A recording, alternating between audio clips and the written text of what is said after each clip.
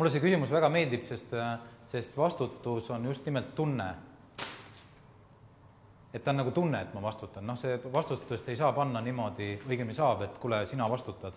Seda tehakse kaunis sagedasti, aga see ei tähenda, et inimene päriselt vastutab. Ta lihtsalt ütleb jah ja teeb vaikselt ära, aga mitte nii hästi kui võiks ja nii edasi, eks ole. Vastutus. Nii palju, kui mina olen aru saanud, siis vastutus tekib ühel moel. Kui inimene on saanud valida. Ehk vastutus tekib, vastutust võetakse, tal on valik. See on vabatahtlik asi. Vastutust võetakse. Ja kuidas teie saate kaasa aidata? Teie saate kaasa aidata niimoodi, et küsida asju, aidata inimesel selgeks mõelda, mida ta teeb, ma ei tea, tüüpküsimused, kellega ta teeb, millal teeb, kuidas teeb. 4 põhiküsimust on. Noh, neid on, siit tuletada veel saab terve hulga. Aitate tal välja mõelda. Siis tekib vastutus. Tal on valik, tal tekib mingisugune valik. Aha, kellega ma teeks? Kuule, võiks teha selle, võtaks Tommi punti ja siis võiks sellega võnta.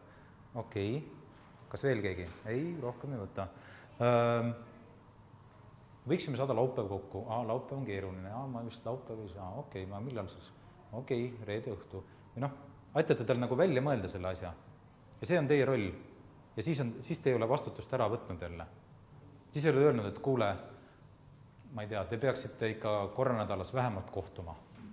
Vaid küsid, kuule, mis sa arvad, kui sagedasti te peaksite kohtuma? Kas te üldse peaks kohtuma?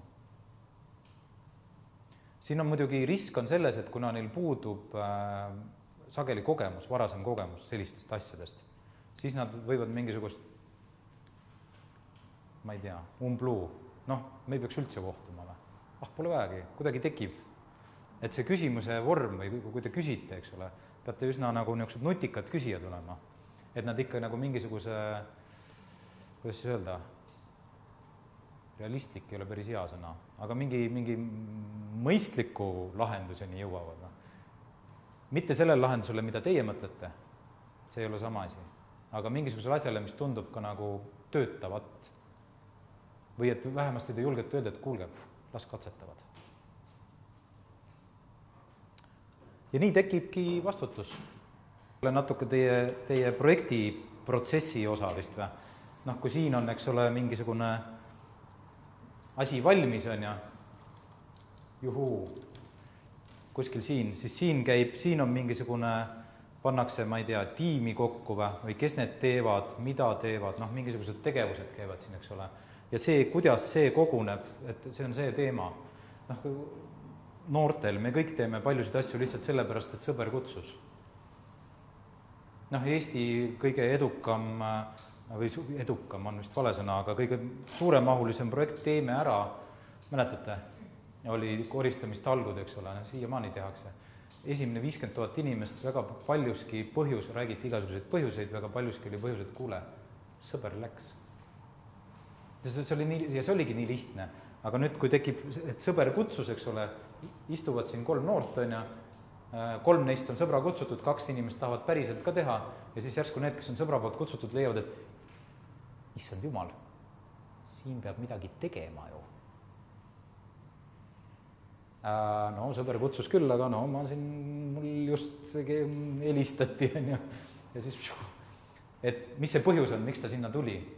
Nii et siin peab mingisugune asi toimuma, et aru saada, mis see isu või motivatsioon või miks nad seal on, lihtsalt öeldes.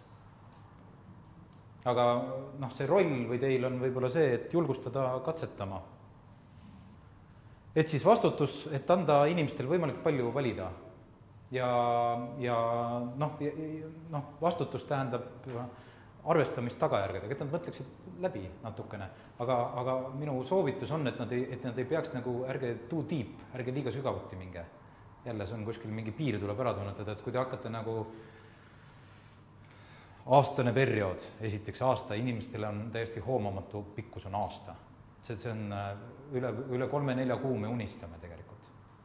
Üle aastased eesmärgid ja ma väga ei usu neisse. 3-4 kuud me suudame realistlikult nagu hoomata seda ajavälpa, eks ole, või ajaperioodi.